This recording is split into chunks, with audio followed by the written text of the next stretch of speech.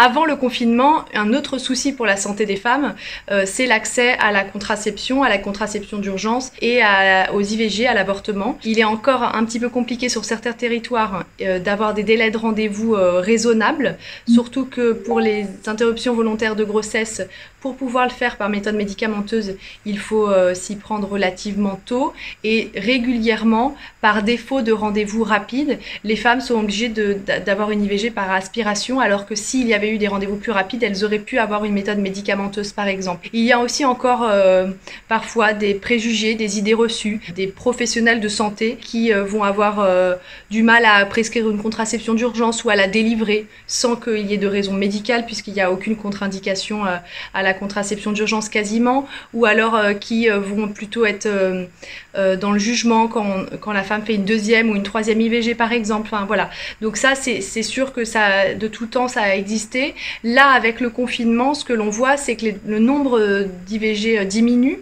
L'augmentation des femmes victimes de violences conjugales qui se présentent dans les services de police et de gendarmerie, mais aussi dans les services hospitaliers et qui demandent des mises en sécurité augmente. Et on voit bien que même sur des suivis de femmes enceintes qui n'étaient pas repérées comme étant touchées par ces problématiques-là, il y a beaucoup plus de contrôle de la part de leurs conjoints, voire de leur famille élargie, leur famille, leur belle famille, sur « Ah bah non, tu ne vas pas aller à ton rendez-vous de sage-femme parce qu'avec le coronavirus, on est très inquiet. » Et en fait, on voit bien qu'il y a un peu des privations arbitraires de liberté. Alors même si là, on peut se dire que c'est bienveillant parce que tout le monde est très anxieux avec le coronavirus, en fait, c'est sa santé, c'est son corps, c'est elle qui décide. Pour le suivi de grossesse en période de crise sanitaire du coronavirus, nous avons mis en place dans l'ensemble des maternités un aménagement des consultations obstétricales. Donc la veille des rendez-vous, les femmes sont appelées si elles sont à bas risque par rapport à leur grossesse. Donc si elles ont un bon état de santé général, pas d'antécédents médicaux,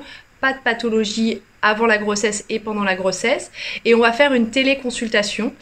Donc on va principalement poser des questions, écouter les questions de madame, lui répondre, vérifier que ça se passe bien. Les consultations obstétricales peuvent aussi être groupées avec les échographies pour limiter au maximum les déplacements. Les séances de préparation à la naissance ont lieu par conférences visio, par téléconsultation. Et puis les accouchements ont lieu en présence du père, s'il vit en permanence avec madame, parce qu'ils sont de toute façon confinés ensemble, donc ça ne change rien. Et par contre, juste après l'accouchement, on va proposer à la femme de sortir assez vite de la maternité et d'avoir un relais en hospitalisation à domicile. Il n'y a pas d'indication aujourd'hui à accoucher plus à domicile que d'habitude, sauf si c'était le projet initial, mais surtout pas improviser un accouchement à domicile.